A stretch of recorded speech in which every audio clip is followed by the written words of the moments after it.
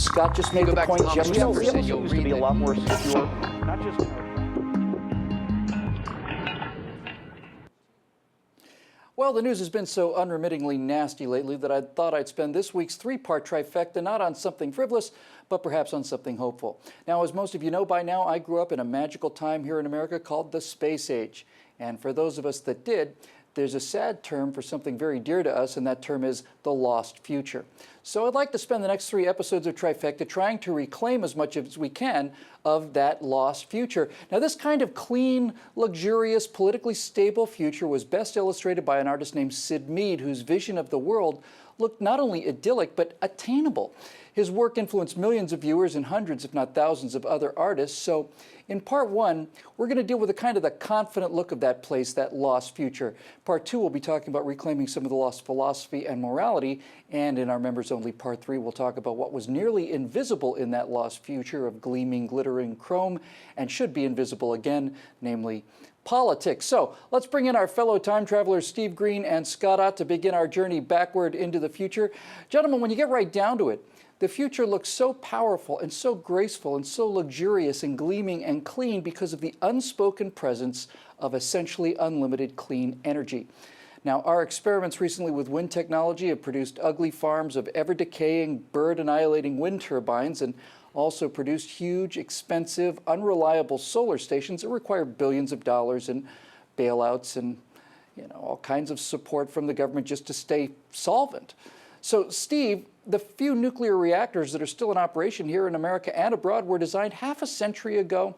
They're new designs now using uranium and especially thorium. They simply cannot melt down, and thorium waste especially has been easy to protect. Our uranium waste is well within our technological, if not our political means to dispose of safely and permanently. What would you do to reclaim that lost future?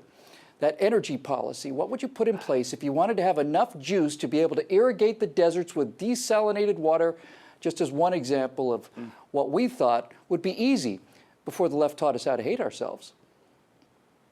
Yeah, that vision of the future that we lost, for me, it wasn't the artist you mentioned. It came from a science fiction adventure movie that came out in the mid-'70s, maybe the greatest science fiction adventure movie of all time.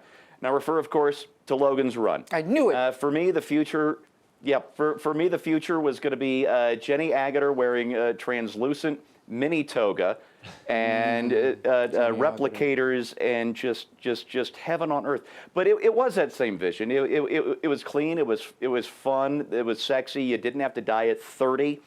And I miss that. And, we've talked, I think, about thorium reactors before. You bury one in the backyard. You can make them about the size of a phone booth, power your neighborhood for 40 or 50 years. And what we've lost is our imagination and our scale. It was dreamers who thought, let's build the Hoover Dam, let's build the Tennessee Valley Authority, let's create all of this electricity for all of these people and do it on the cheap in a long-lasting way. That's what we're missing. The tools we have now far surpass anything we had in the 30s or the 60s, but we've lost the vision.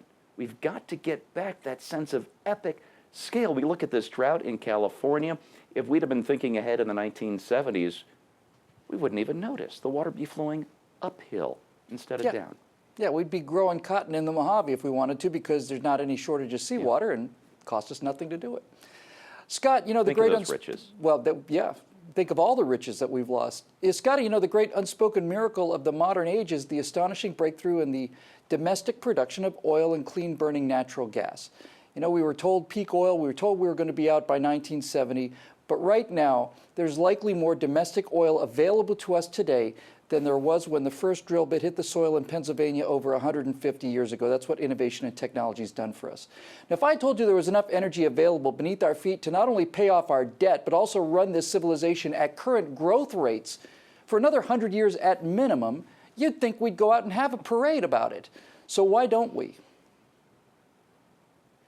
Well, there's a whole interest group that is devoted to the destruction of that way of life, primarily because they're devoted to the destruction of capitalism, and they're devoted to the destruction of capitalism because that relies on a decentralized free market philosophy that is antithetical to an elitist top-down direction of all of society. And I think that if you want to look at why this won't work, by the way, even if the government got off our backs in the United States of America and freed us up to explore the way we should and to do nuclear energy development the way we should, the reason why we wouldn't even pump that oil out of the ground because there's not enough of a market for it, because there's too much tyranny and too much Islamic government around the world. Right now, our future, our development is being held down by largely Muslim tyrants around the world who are killing their own country's development. If the Muslim religion would disappear tomorrow, it would be entirely salutary to the global economy as well as to the United States of America. And if countries like the former Soviet Union and those places that still have kind of a heavy hand of government were to actually be allowed to blossom and to flourish, they would have such a need for energy that market prices for our oil and natural gas would go up, and we would be able to produce unlimited amounts of it. That's just so remarkable, Scott. You know, and also if people would just for a minute think, if you actually think that the #1 security threat facing the world and this country is global warming, as this president has said time and time again, to the open laughter of Egyptian commentators, among other people, just the open hysterical belly laughter of people in the Islamic world, what they don't realize is if we don't understand that this Islamic threat is one of the primary threats we face, there's not going to be any economy to warm the globe. You know, these people don't burn a lot of electricity because they don't have any civilization. You know, my friends, I've said this many times before, energy is civilization. Clean energy is clean civilization. And even if the CO2 really was causing runaway climate change, unlimited energy means planting young forests everywhere and CO2 scrubbers and be able to do high altitude cloud seeding and all the rest to lower the temperatures if we wanted to.